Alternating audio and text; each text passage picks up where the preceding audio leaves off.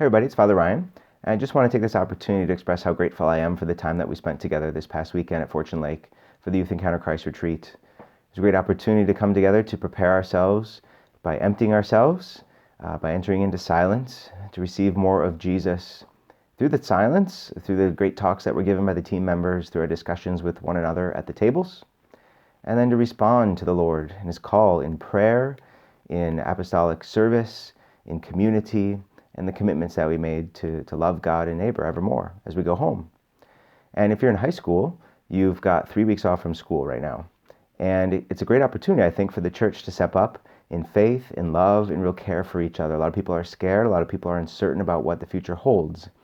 And a great definition of anxiety is imagining the future without Jesus in it.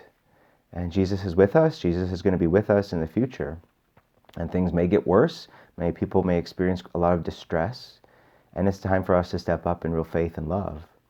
And so as you have this time off from school, I want to offer you some suggestions of what you can do to respond well during this time, to be successful, and to really prepare so you can serve other people well.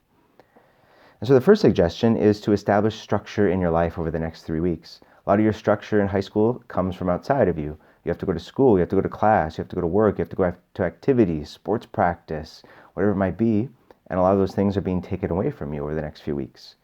So you have to establish structure from within. You have to set a schedule, you have to be faithful to it so that you can be ready to serve well. So what I suggest is that you wake up at a set time and be faithful to that.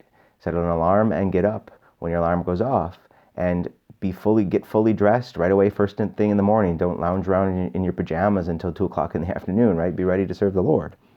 And in your day, you want to have some time set aside for prayer, some time set aside for worship, some time set aside for study, some time set aside for work, for eating, obviously, and for fun. And so one thing that I suggest as far as how you can have establish some structure for prayer is a great app that I like called Laudate. That's Laudate, Laudate. You can download it at any app store, and it's free. And it has on there a button that takes you to the daily readings for some reflections and some Lives of the Saints. And so every day you can go on there and type in or go on the Laudate app and hit the button for daily readings. And you can read the daily readings from the Bishop's Conference, from the lectionary for Mass every day, or right there on your screen. There's a button then for reflection, and it's got a few beautiful reflections that help you pray, help you think about the readings, help you have a conversation with Jesus, with the Holy Spirit, with the Father about those readings and apply it to your life. And then you can also read about 1 or 2 saints of the day and be inspired by their lives. And so that's a suggestion that I have for you to really establish some prayer life during these next few weeks. And also this is a great opportunity to make sure that we're loving one another.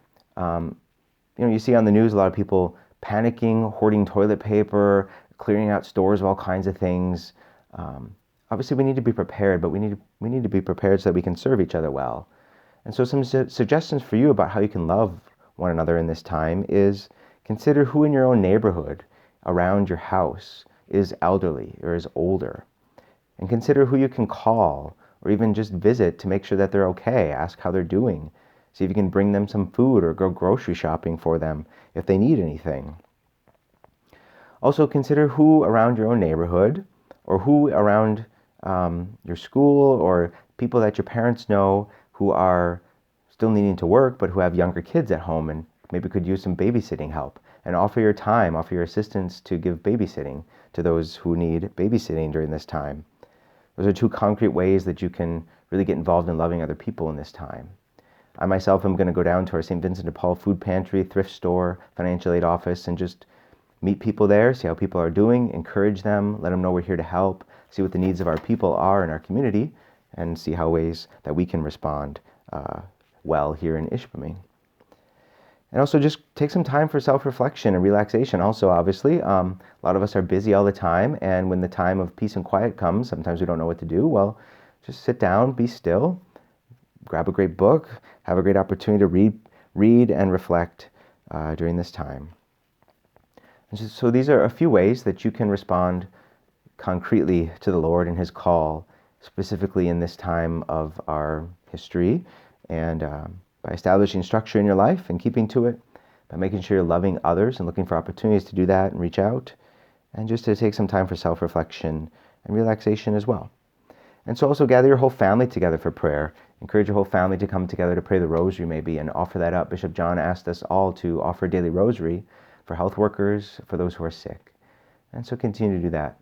I look forward to sending out regular updates and videos to keep in touch and continue to help us all grow in faith, hope, and love as a Youth Encounter movement as we prepare and receive and respond to the Lord every day.